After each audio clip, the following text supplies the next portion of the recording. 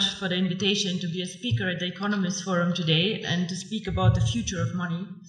My name is Dr. Ruja Ignatova. I hold a PhD in law. I have always been very interested in financial services and worked about 6 years with McKinsey in Eastern Europe, actually when the crisis hit us really, really bad. I was spending my time in Russia with Sberbank, and it was an interesting time.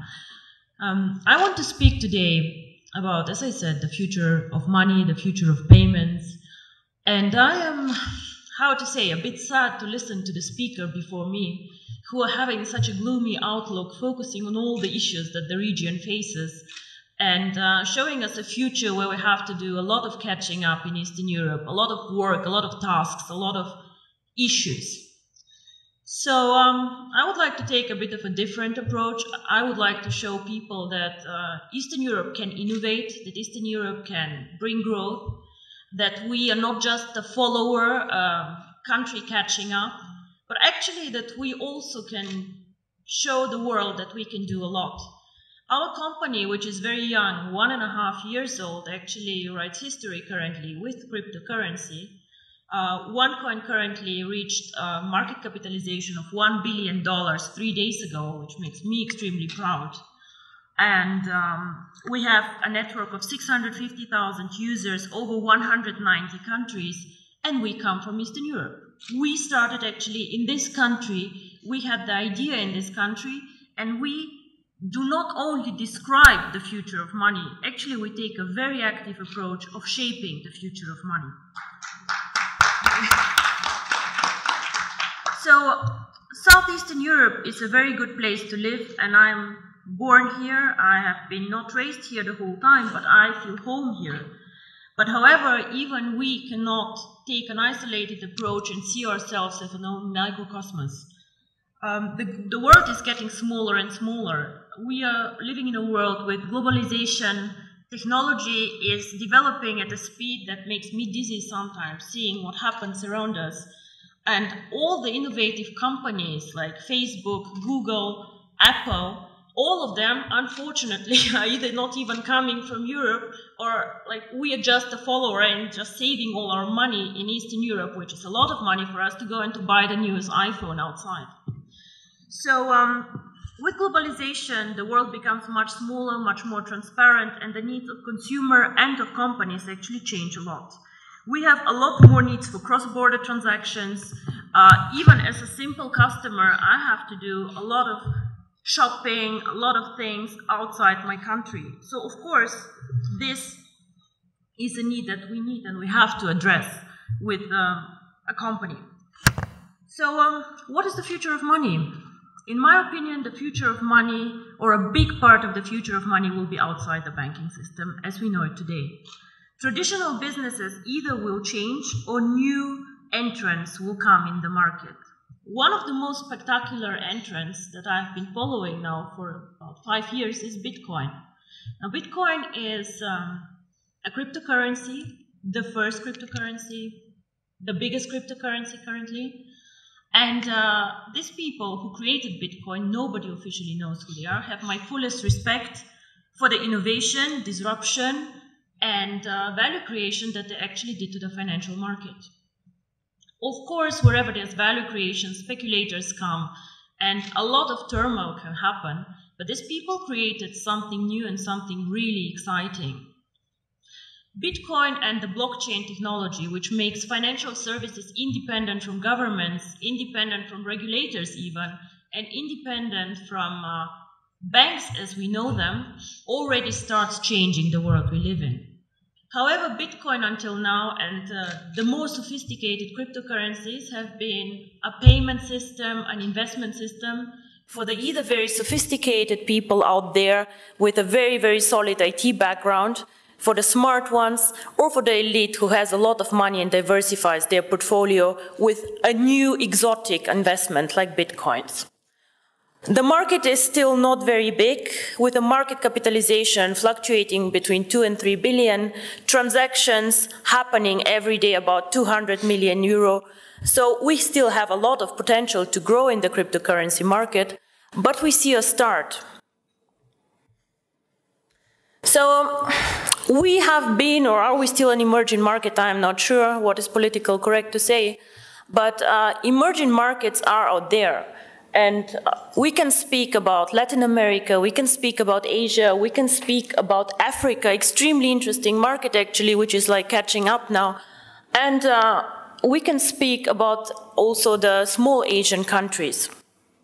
In all these countries, we have an issue that we also had here actually, a lot of people who are underbanked, unbanked, or just forgotten by the big players. Why?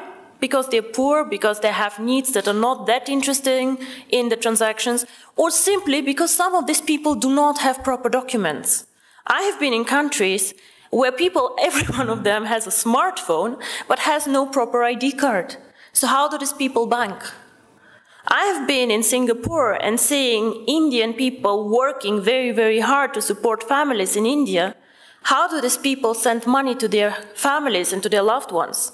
Remittance business in Dubai, all the Filipinos working there and pushing economy. What do these people do? What they do is they either go to a bank to do foreign exchange, they go to a Western Union outlet, and they pay high fees. Because why? We as a financial sector charge always most the ones who are the poorest, who are like the ones with the needs that nobody else can serve. If you're an affluent customer, if you have a lot of money, the banks will fight for you, they'll give you cards for free, they'll do their best to make you happy. But the people out there, the mass customers, the ones who actually change the world, the ones who are working for economy, these people are underserved, underbanked, and I believe that cryptocurrency can change their life. And not only me, actually, I think Bill Gates believed the same and said that cryptocurrency can make a huge difference for emerging markets. So, what is really the future of money? I believe that if cryptocurrency is spread out there to the mass market, to people who can be made understand cryptocurrency, and as you say, cryptocurrency sounds very, very complicated, hidden, complex. Can I do it? If we manage to make cryptocurrency actually accessible to people out there who are smart enough to understand a smartphone, who are smart enough to move and to work in an Asian country, if we make it simple, we can become actually the next mass phenomenon, like Google, like Facebook, become a network of active users. Until now, cryptocurrency did not make the leap, in my opinion, because it is not user-friendly, because it's not easy to use for the mass market, and because people perceive it as very difficult.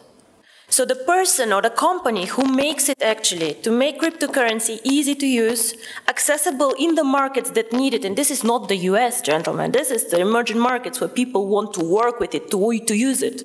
If we make cryptocurrency not only a tool for speculators and investors to make quick money, but make it usable, if we work on KYC, on documentation, on making it transparent and bringing cryptocurrency to the traditional world, with the regulators, by the way, the US actually government, 4 weeks ago, they said that cryptocurrency is actually in a status equal to commodities.